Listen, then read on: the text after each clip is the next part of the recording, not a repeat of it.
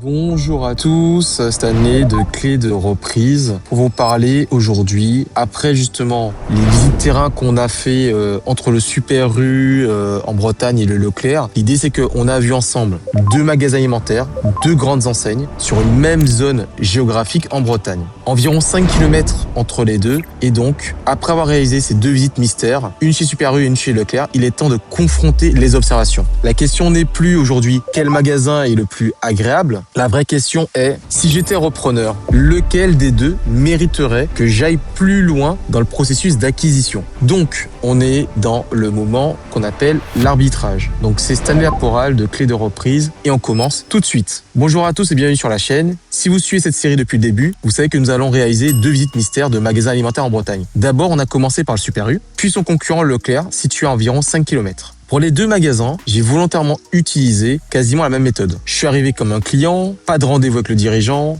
pas de présentation préparée, pas de discours commercial. J'ai observé le parking, l'environnement, les clients, les rayons, les équipes, les promotions et l'expérience générale. Aujourd'hui, on va mettre les 2 magasins face à face. Super U contre Leclerc. Mais attention, cette vidéo n'a pas pour objectif de déterminer quelle est la meilleure enseigne de France. Ce qui m'intéresse, c'est beaucoup plus précis. Si j'étais repreneur de ce Super U là en question, est-ce que la présence de ce Leclerc à seulement quelques kilomètres serait suffisamment importante pour remettre en question mon investissement? Et surtout, lequel des 2 magasins présentés, uniquement sur la base de notre analyse terrain, a le meilleur profil? Je vous rappelle la méthode. On ne compare pas les logos. La première chose importante, je ne compare pas Super U et Leclerc au niveau national.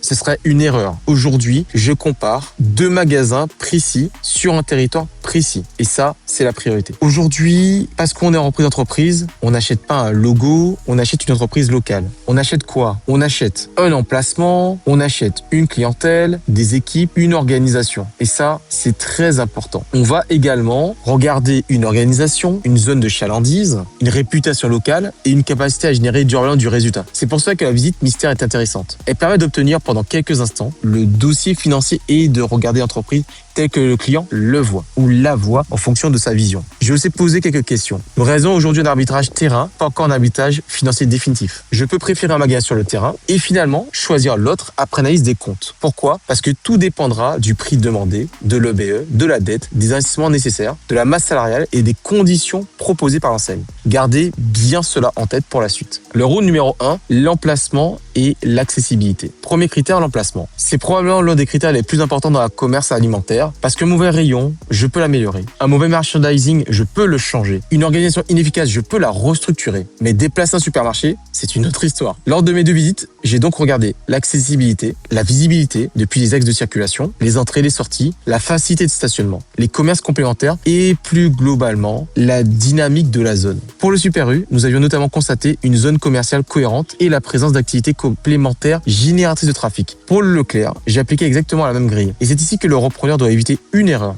importante. Ne regardez pas seulement où se trouve le magasin, regardez d'où viennent les clients. À 5 km de distance, les 2 magasins peuvent théoriquement toucher une partie de la même population. Mais 5 km ne veulent pas nécessairement dire 5 km de concurrence directe. Un rond-point, un axe routier, une zone résidentielle, une habitude de déplacement peuvent complètement modifier la zone de chalandise réelle. Donc on a pu voir l'emplacement Super U versus Leclerc. C'était très important de pouvoir le signaler, d'accord? Donc il faut regarder l'emplacement. Après, il faut regarder le parking et le trafic. Au niveau du parking et du trafic, deuxième critère, le parking. Je vous l'ai répété pendant les visites, le parking est le premier tableau de bord visible du magasin. Et ça, c'est important de le remarquer. C'est ça qui permet justement de pouvoir aller plus vite, de repérer dans la visite. Pendant une visite, je regarde le nombre de voitures, mais surtout la rotation. Une photographie à un instant T peut être trompeuse. Un parking peut sembler rempli parce que des salariés ou des clients d'autres commerces y stationnent. Ce qui m'intéresse davantage, c'est quoi? C'est est-ce que les voitures arrivent? Est-ce qu'elles repartent? Est-ce qu'il y a du mouvement? Et ça, c'est très important. Ensuite, j'observe le profil des clients. Famille, retraités, actifs, professionnels.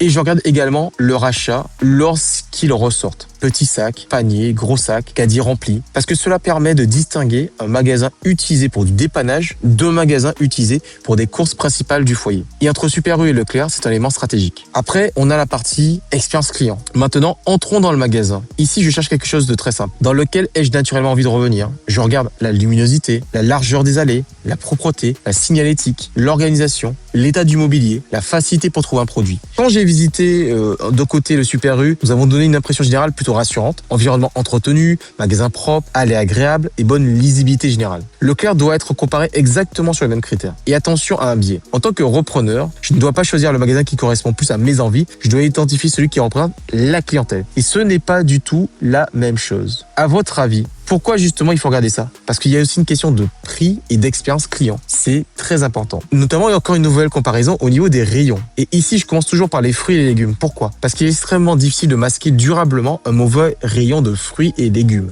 Je regarde la fraîcheur, la présentation, l'abondance, les ruptures, les produits abîmés. Ensuite, je passe aux produits frais, puis à l'épice, puis aux produits locaux, puis aux promotions. Et ça, c'est très important. Ce que je recherche, ce n'est pas la perfection. Je recherche la discipline opérationnelle. Parce que l'on rachète un magasin alimentaire, on rachète une machine qui doit fonctionner tous les jours. Livraison, réception, stockage, mise en rayon, rotation, encaissement, évidemment. Et on recommence tous les jours, tous les jours, tous les jours. Si vous observez régulièrement cela, en termes de rupture, en termes de rayons mal entretenus ou des produits mal présentés, ça peut révéler un problème plus profond. Et ça, c'est important de le noter tout de suite. Aujourd'hui, que ce soit le Leclerc ou le Super U, c'était très propre, très rangé, très organisé. La seule chose qu'on a vu vraiment de très différent, c'était au niveau de la couverture du parking. Vous vous rappelez, au niveau du Super U, il y avait des protections, il y avait des endroits qui étaient protégés pour le parking. Par contre, au niveau de Leclerc, c'est à toit ouvrant, c'est à ciel ouvrant. Et quand moi j'avais fait justement la vidéo et qu'il y avait eu la pluie, effectivement, j'avais remarqué que j'ai été trempé. Et ça, c'était pas forcément une belle expérience client, sachant qu'en Bretagne, il peut pleuvoir régulièrement.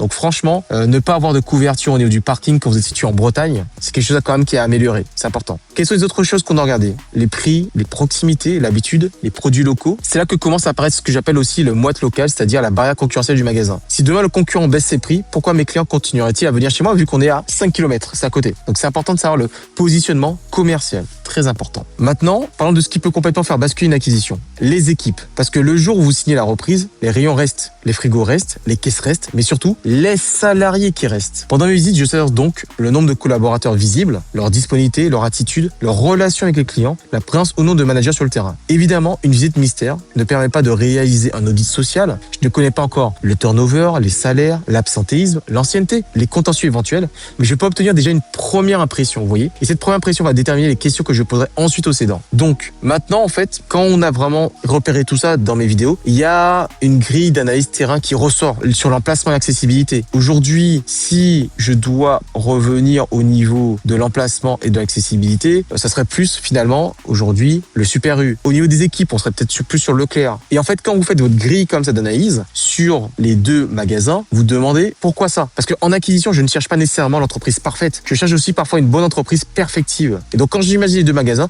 je regarde quels sont les axes d'amélioration et surtout les leviers de croissance et de développement. Et ça, il faut distinguer la meilleure entreprise de la meilleure opportunité d'investissement. Et ça, c'est très important. Alors aujourd'hui, plutôt Super U, plutôt Leclerc. Moi, aujourd'hui, je serais peut-être plus sur Leclerc parce qu'il y a des axes d'amélioration, il y a peut-être des leviers à mettre en place. Et finalement, la préférence aujourd'hui, hors analyse financière, serait peut-être plus sur aujourd'hui le Leclerc qui aurait certains axes d'amélioration et que je pourrais aussi utiliser cet argument-là pour le racheter moins cher. Donc, il me reste encore valider ce verdict terrain par les analyses financières. Donc, quand je vais récupérer les différents bilans comptables des deux sociétés, ça me permettra de dégager aujourd'hui les nouvelles informations financières qu'il me faudra. C'est-à-dire passer d'une préférence terrain à une décision d'investissement. Je vais maintenant demander plusieurs choses, c'est-à-dire le chiffre d'affaires sur 3 exercices, pas seulement le dernier exercice, mais les 3 pour avoir la tendance, le BE retraité, combien génère réellement le magasin, la marge et son évolution, la masse salariale, combien de personnes sont nécessaires pour produire cette performance, les investissements à prévoir, froid commercial, mobilier, toiture, parking. Sixièmement, l'immobilier, qui possède les murs, quel loyer, quel SCI, donc quelle structure juridique, est-ce qu'on peut acheter les murs? Et septième question, le prix demandé. Parce qu'une excellente entreprise peut devenir une mauvaise acquisition si vous la payez trop cher. Et inversement,